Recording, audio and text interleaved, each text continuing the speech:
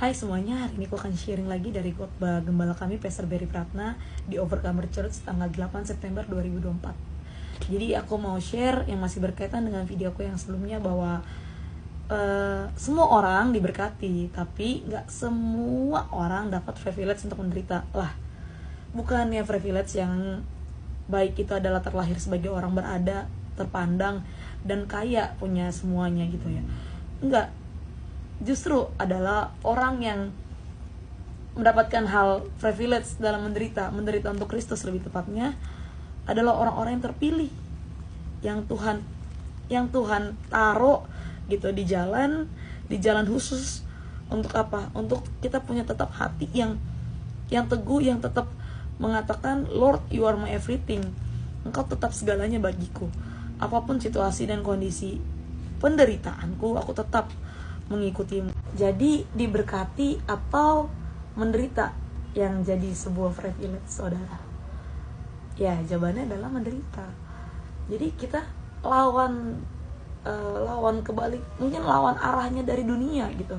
Bukan sebuah hal yang diberkati, justru yang lebih indah, tapi adalah penderitaan itu sendiri. Dan kalau ditanya penderitaannya karena siapa? Ya karena Kristus.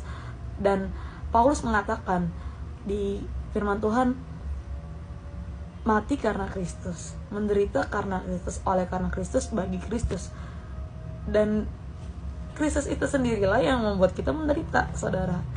Tapi bagaimana sih di setiap penderitaan kita tetap mau untuk Pesar tuh mengatakan gini, itu jadi bangku kosong untuk setiap kita tuh punya hati bahwa tetap Tuhan segalanya gitu. Gak berubah.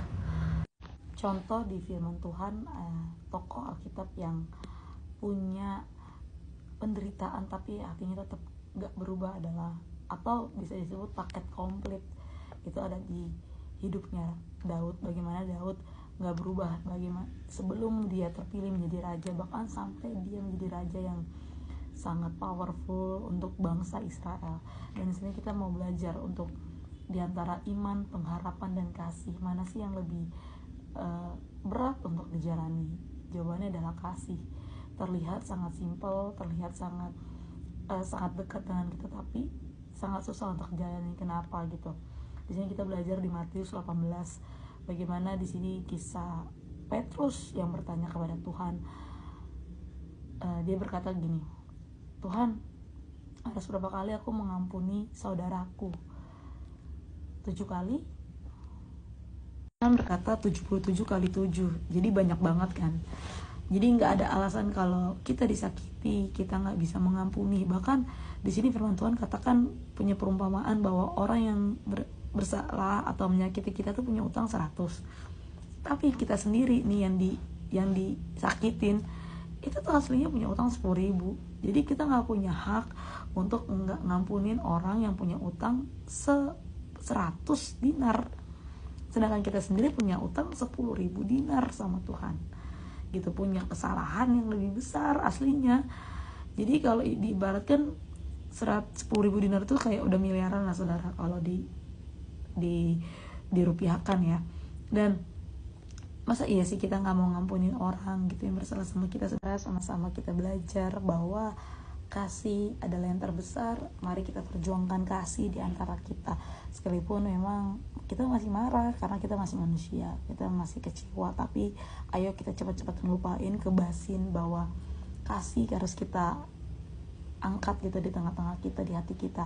Karena kenapa? Kita nggak layak, kita punya utang yang lebih banyak dari orang yang menyakiti kita gitu, orang yang berhutang sama kita. Dan juga mari kita sekalipun kita di tengah-tengah penderitaan, mari kita bawa iman kita sampai di panggilan yang terakhir, bawa dengan sukacita, pengharapan, iman, pengharapan, dan kasih. Itu gak bisa dipisahkan, itu menjadi satu paket yang harus sama-sama kita tarik, kita gali, bahkan kita lengkapi semuanya di hidup kita. So itu aja yang bisa aku sampaikan. Semoga sharing ini memberkati.